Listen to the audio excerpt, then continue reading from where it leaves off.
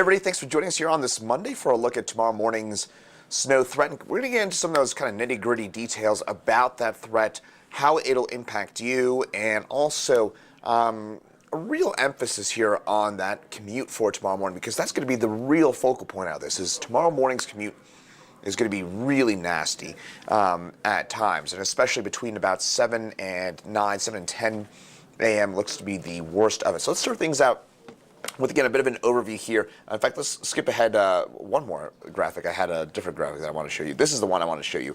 What you need to know about the snow event as we get into your day tomorrow. So again, I want to emphasize first and foremost that the morning commute is really going to be the key point of concern here, folks. It's going to be absolutely nasty out there during the morning commute.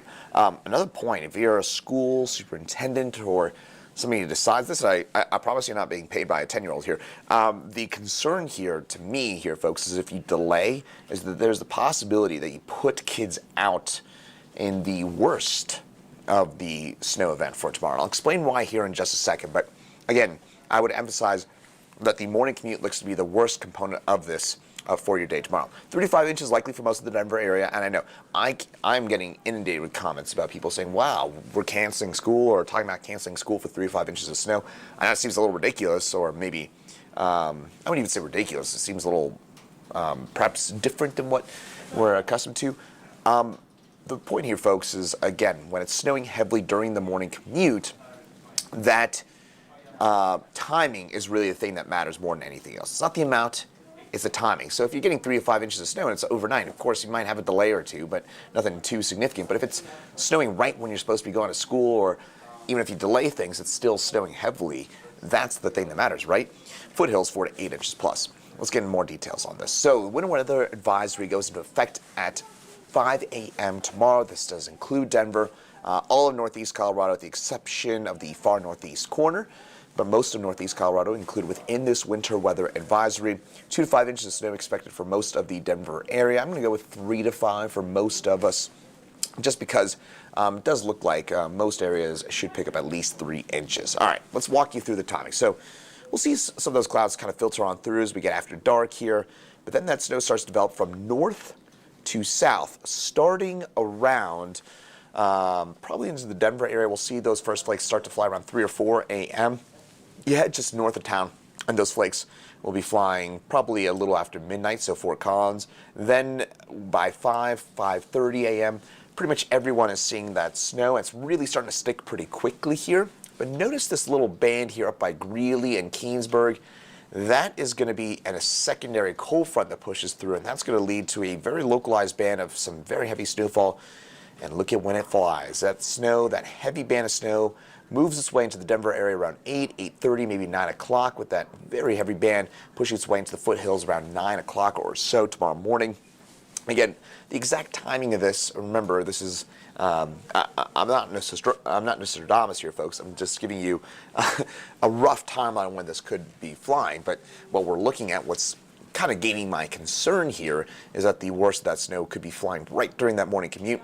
By about 9:30, 10 o'clock or so, things do start to wind down a little bit, but the snow still could be coming down around 9:30 or 10. By 10:30, 11, still dealing with some of that heavy snowfall, and it's not really until about the lunch hour around 11:30 or noon that we really do start to lighten things up with that snowfall. By 1, 2, 3 o'clock, most of the snow is over and done with, and finally by about sunset, we are done with the snow across most of the area, though maybe a few flakes linger around into the evening hours, at least based on some of the more recent guidance. Certainly by midnight on Wednesday, the snow long over and done with. So with that in mind, again, even with all the emphasis here on the that I've been mentioning on the morning commute, here is a look at those totals of what you might be able to expect here as we head over the next few hours.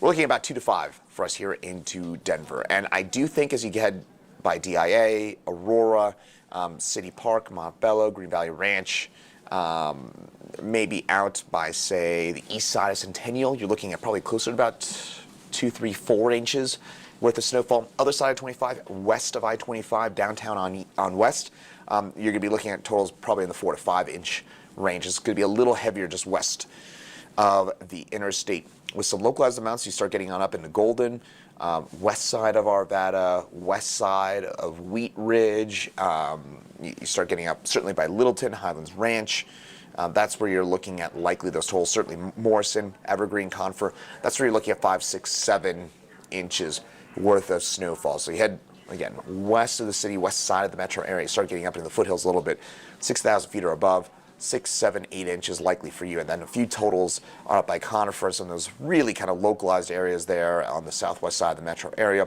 on up probably 65, 7,000 feet or above, Evergreen, Conifer. That's where you're looking at 8, 9, 10 inches possible for us. So the reason I'm picking this out, and again, I just mentioned those snowfall totals in detail for you. And it's the comment I keep getting all the time is, you're really talking about school closures when we're talking only about a few inches worth of snowfall here in Denver? Yes, and the reason why, again, I want to re-emphasize the fact is that if you delay schools tomorrow, and let's go back to the timing here for just a second. If you delay schools tomorrow, look at what it's doing at 10 o'clock in the morning. So this is around the time when kids would be going to school if you delay schools by, let's say, 2 hours, right? Let's say you delay schools by 2 hours tomorrow morning. It may not be quite as heavy as what you're looking at 8, 9, 7, 8, 9 in the morning, but it's still going to be snowing pretty heavily basically everywhere here across the metro area. Let's even skip things forward a little bit to 11 o'clock. Still snowing pretty steadily, pretty heavily here across the metro area. So what you do if you delay schools here, folks, is you just be packing on 2, 3, 4 inches worth of snowfall and then sending kids and drivers out into that after a very heavy band of snowfall. So again, the concern here to me, folks, we tend to focus too much on snow totals. So this is, I intentionally waited until the end to show this. The snow totals don't matter that much. It's the timing of the snow here, folks. Timing is what matters, and that's why I've got that snow meter up here to talking about schools closed for tomorrow. We're definitely going to need snow shovels.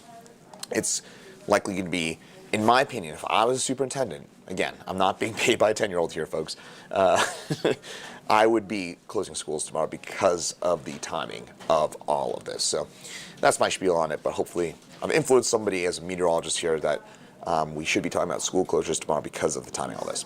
Let's kind of broaden things out statewide. I know it's not just Denver dealing with the snow tomorrow, though the heaviest will likely be in the metro area.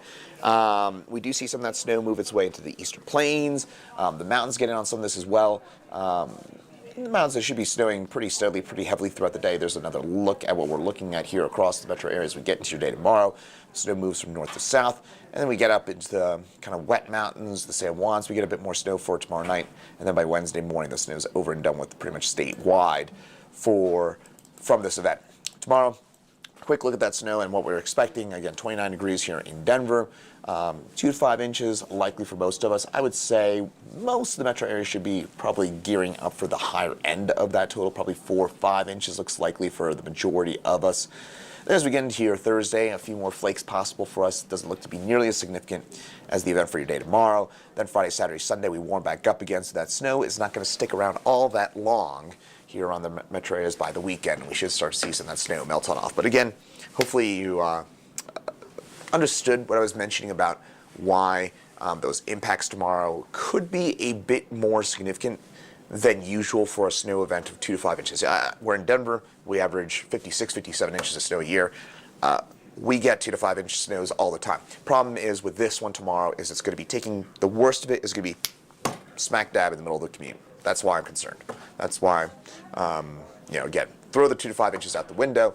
If this was overnight, if this was tonight, starting after dark tonight and continuing until tomorrow morning, we would not be, of course, talking about school closures. We'd be talking about maybe an hour delay or so in a few schools.